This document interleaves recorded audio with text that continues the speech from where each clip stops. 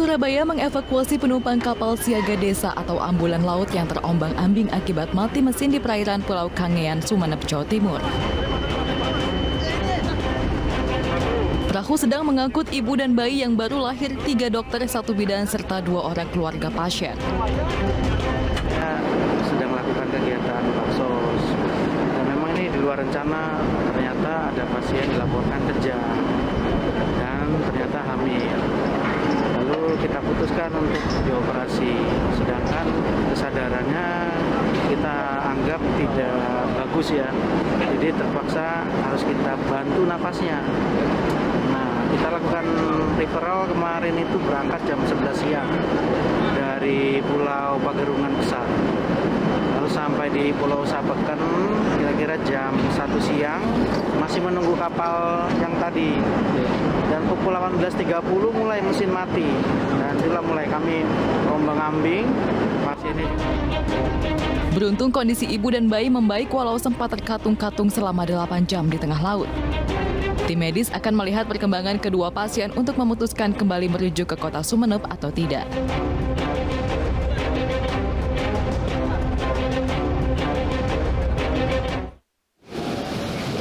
Pemirsa, Badan Pusat Statistik kembali menggelar sensus penduduk. Sensus ini merupakan yang ke-7 dilakukan sejak kemerdekaan 1945. Pendataan sensus penduduk yang dilakukan BPS tiap 10 tahun dilakukan di seluruh wilayah di Indonesia dengan jumlah sampel sebanyak 4,3 juta rumah tangga. Kegiatan sensus seharusnya dilakukan pada 2021 namun terkendala akibat pandemi COVID-19. Dalam sensus penduduk ke-7 ini BPS melibatkan rumah tangga secara langsung, pengurus satuan lingkungan setempat seperti RT, RW, dan petugas sensus. Ketenaga kerjaan hingga pendidikan dan perumahan.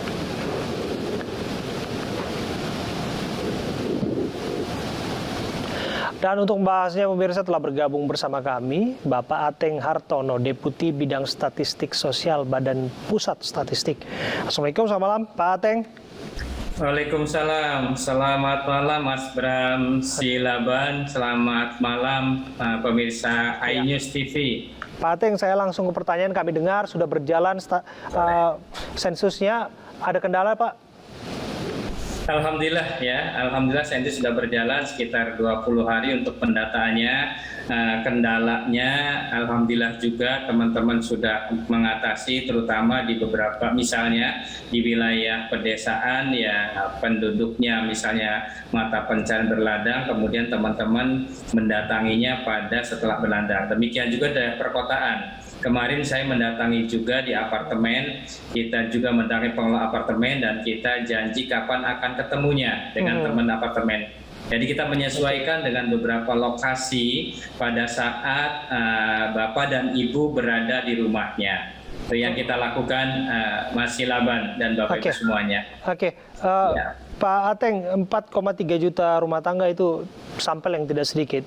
Tentunya baru 20 hari berjalan, masih banyak warga yang menantikan sebetulnya akan seperti apa sensus ini dilakukan, dijalankan. Apa yang penting untuk jadi perhatian warga? Iya, betul sekali. Hasil dari sensus penduduk lanjutan 2020 ini nanti akan dihasilkan beberapa indikator, beberapa variabel yang tentunya sangat bermanfaat bagi pembangunan. Misalnya karakteristik penduduk, kita akan bisa untuk jenis kelamin, umur, kemudian ada migrasi juga, ada perpindahan penduduk kita catat, ada migrasi seumur hidup, migrasi resign, bahkan ada juga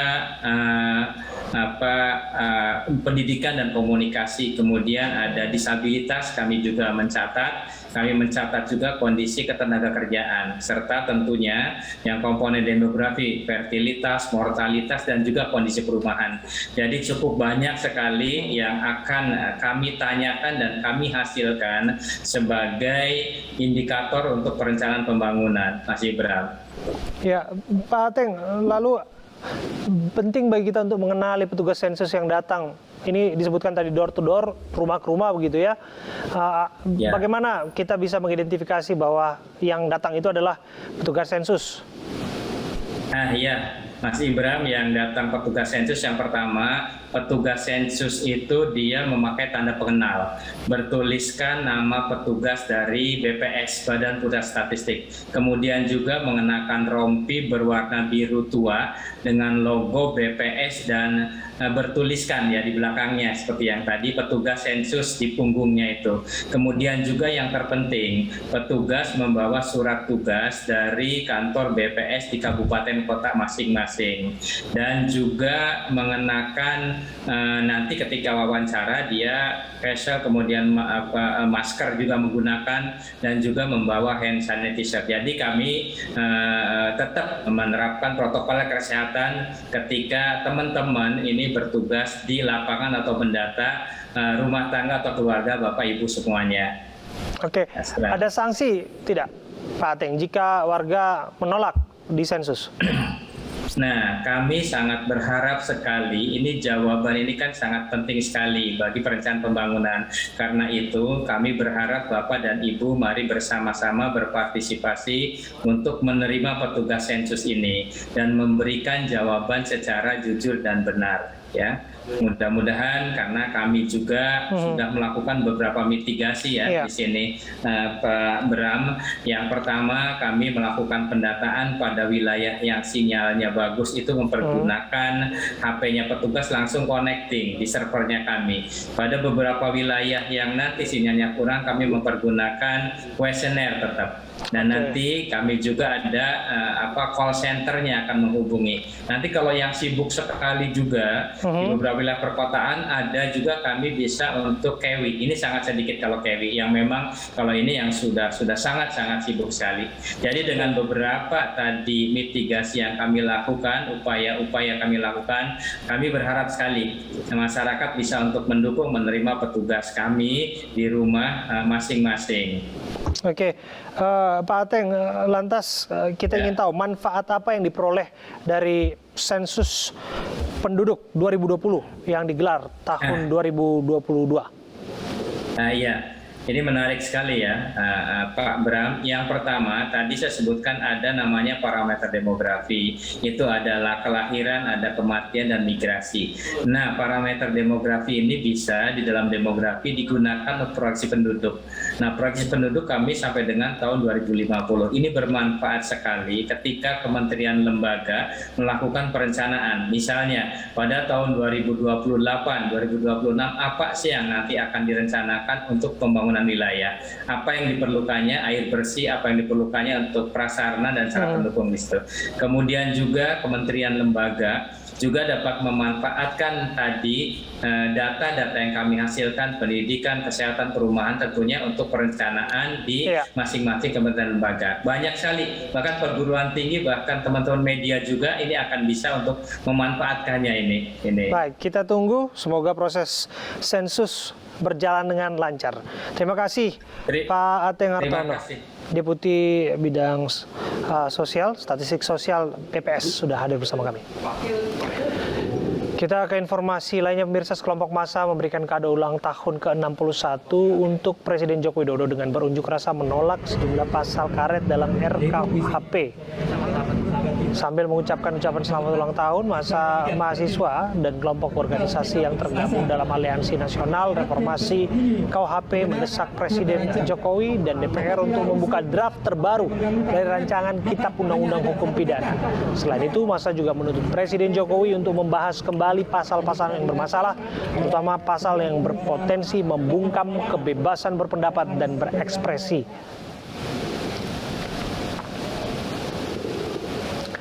Sementara itu, hari ulang tahun Presiden Joko Widodo yang ke-61 dirayakan di Rakernas PDI Perjuangan di Sekolah Partai Lenteng Agung, Jakarta. PDIP menyiapkan tumpeng untuk perayaan ulang tahun Jokowi. Potongan tumpeng pertama diberikan kepada Megawati sebagai Ketua Umum Partai dan dilanjutkan ke petinggi partai lainnya. Jokowi memuji Megawati yang telah memberinya kejutan ulang tahun. Sejak saya ketemu tadi pagi, memang beliau adalah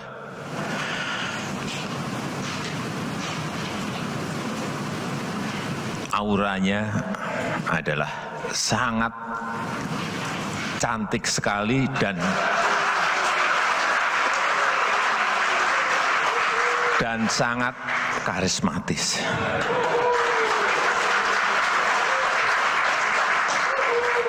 Ini benar dari lubuk hati yang paling dalam saya sampaikan. Pemirsa, wanti-wanti disampaikan Megawati Soekarno Putri saat Rakernas PDI Perjuangan hari pertama pagi tadi. Berkali-kali Megawati mengancam kadernya agar keluar dari partai jika tidak mengikuti arahan darinya. Out, keluar, mundur dari PDI Perjuangan.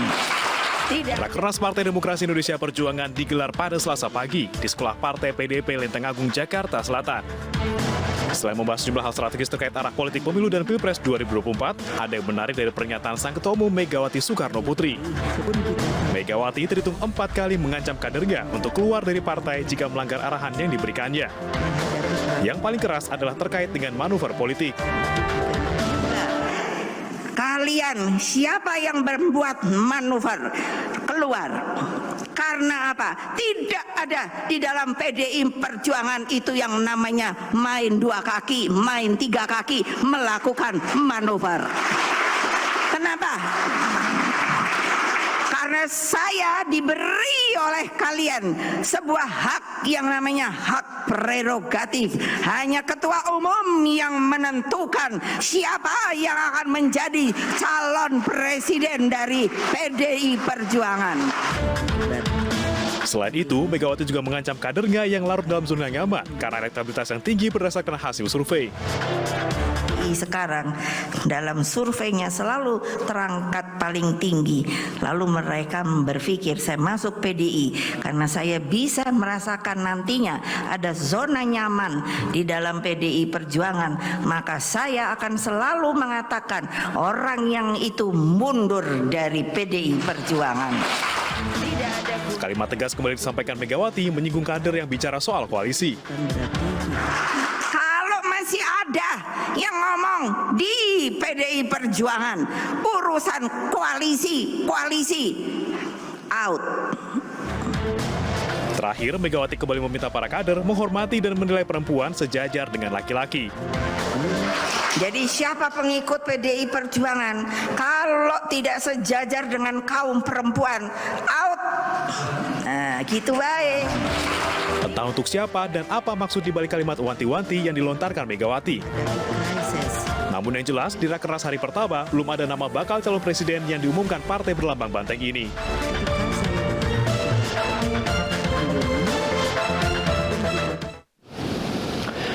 Lalu pemirsa, ada apa sebenarnya di balik ancaman dan wanti-wanti yang disampaikan Megawati saat Rakernas? Tadi pagi sudah bergabung bersama kami Andreas Hugo Parera, politikus PDI Perjuangan. Assalamualaikum, selamat malam, Bung Andreas. Selamat malam. Ya, Bung Andreas, saya langsung ke pertanyaan. Kira-kira untuk siapa pernyataan tadi disampaikan oleh Bu Mega? Ya, untuk seluruh kader PDI Perjuangan. Oke. Dan tadi kan apa yang disampaikan Ketua Umum Ibu Megawati Soekarno Putri di Rakernas tersebut disiarkan secara langsung, ya, sehingga itu untuk seluruh kader yang di semua level, dari tingkat yang paling rendah, tingkat ranting, tingkat PAC, kecamatan, kabupaten, di DPC, DPD di provinsi, juga di tingkat pusat yaitu di DPP PDI Perjuangan. Oke, tapi serta seluruh kader-kader yang ada baik legislatif maupun eksekutif. Iya, tapi publik mengira bahwa ungkapan itu secara tersirat diarahkan kepada Pak Ganjar Pranowo ataupun barisan pendukung Pak Ganjar Pranowo di internal PDI Perjuangan. Betul demikian? Enggak, itu untuk semua gitu. Artinya di dalam menghadapi ya situasi menuju 2024, yang pertama kata kuncinya itu adalah partai harus solid. Dan soliditas partai itu harus dimulai dari disiplin dari para kader partai.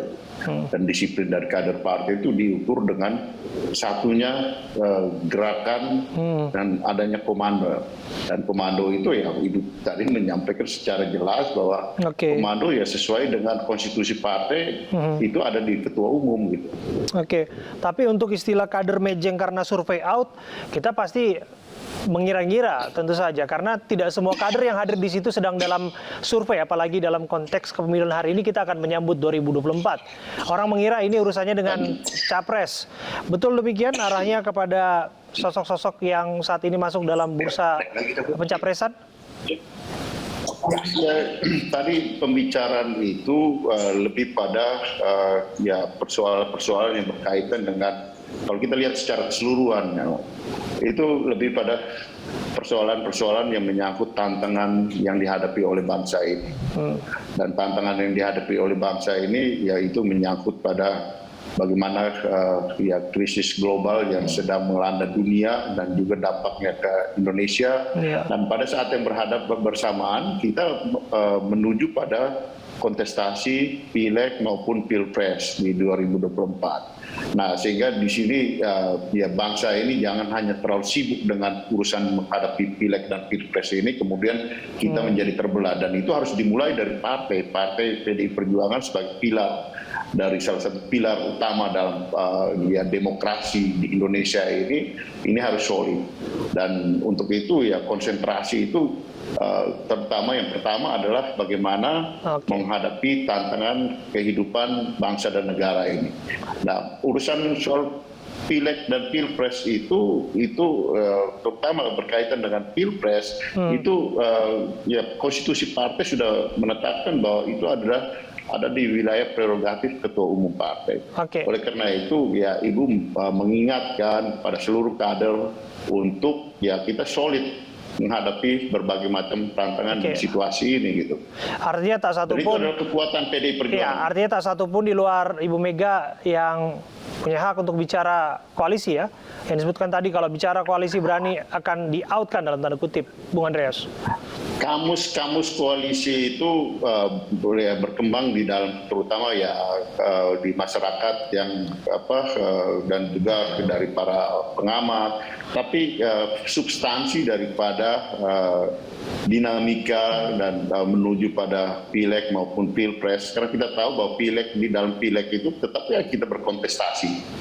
Nah, sementara di pilpres tentu ada ruang-ruang untuk kerjasama, sehingga Ibu tadi juga mengedepankan pada terminologi kerjasama ketimbang berkoalisi, karena faktanya juga koalisi di Indonesia itu tidak pernah permanen gitu. Dan di dalam koalisi, di dalam apa yang dimaksudkan dengan koalisi sebenarnya ada kontestasi juga, sehingga realita politik kita itu lebih banyak ya kalau mau dibilang menghadapi pilpres mungkin kita ada ruang-ruang kerjasama, dan itu buat PDI Perjuangan hal yang biasa. Terakhir Bung Andreas, bahwa ada riak-riak di internal partai itu nampaknya sudah tidak bisa ditutupi lagi. Ada nama yang disurvei menjadi capres juga ada di situ. Kemudian juga ada gejolak di partai soal dukungan kepada A ataupun B, itu juga bisa dilihat publik, Ganjar ataupun Mbak Puan misalnya. Bagaimana PDIP memastikan bahwa ini nggak retak? Kalau itu kami yakin tidak ada keretakan. Dengan soliditas partai justru bahwa itu akan menjadi memperkuat, lebih merekatkan partai. Dan Rakernas ini juga salah satu media untuk bagaimana memperkuat soliditas partai tersebut gitu.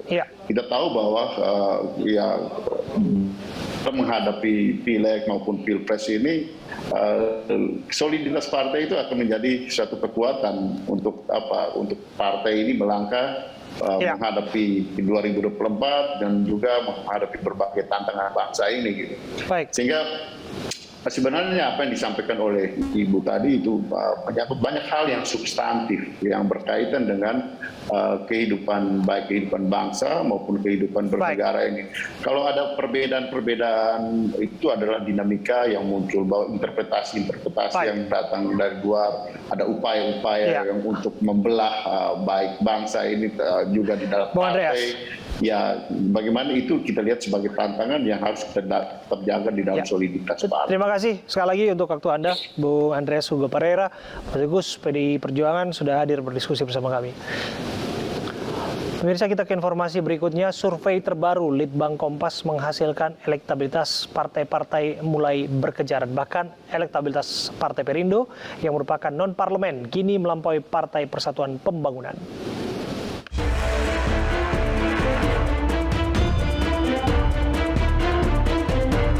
Jelang pemilihan umum 2024, elektabilitas Partai Perindo terus naik.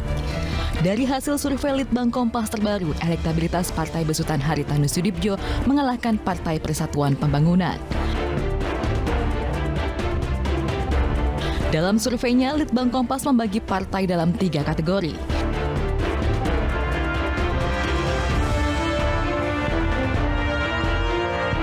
Di kelas partai non-parlemen, Partai Perindo meraih elektabilitas tertinggi yakni 3,3%. Sementara Hanura memiliki elektabilitas 1%, disusul PSI 0,7%.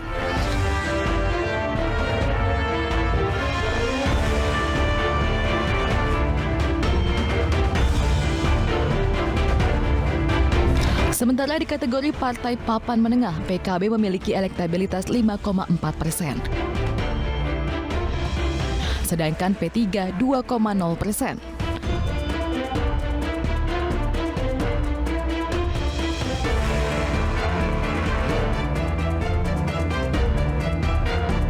Di kategori Partai Papan Atas, elektabilitas PDI Perjuangan masih tertinggi dengan 22,8%. Disusul Gerindra 12,5% dan Demokrat di urutan 3 dengan elektabilitas 11,6%. Juru bicara Partai Perindo Yusuf Lakaseng menyatakan survei Litbang Kompas sesuai dengan survei internal. Partai Perindo pun mengaku akan terus bekerja untuk bisa mencapai ambang batas parlemen. Survei 4 bulan ke depan atau 5 bulan ke depannya, Perindo sudah melewati angka 4%. Target kita untuk di pemilu 2024, dengan kemampuan yang kita miliki, kerja yang kita miliki, kita tidak hanya berhenti di 4%. Target kita 8-10%. Agar tidak ada keraguan bagi siapapun untuk mau nyalek berjuang di Partai Perindo, saya undang siapapun kalian ya, warga Indonesia yang punya potensi, ingin mengabdi pada negara ini, punya idealisme, punya integritas, jangan ragu untuk berjuang bersama Partai Perindo jadi caleg. Saya yakinkan kita nggak hanya lolos 4%, tapi kita akan mencapai 8-10%. Bila melihat tren, elektabilitas Partai Perindo konsisten naik sejak Oktober 2021. Saat itu elektabilitas Partai Perindo sebesar 1,6%, naik 2,5% dan di Juni tahun ini menjadi 3,3%. Percikan api yang berasal dari oven membuat pabrik pembuatan bingkai foto ludes terbakar. Informasinya hadir untuk Anda sesaat lagi.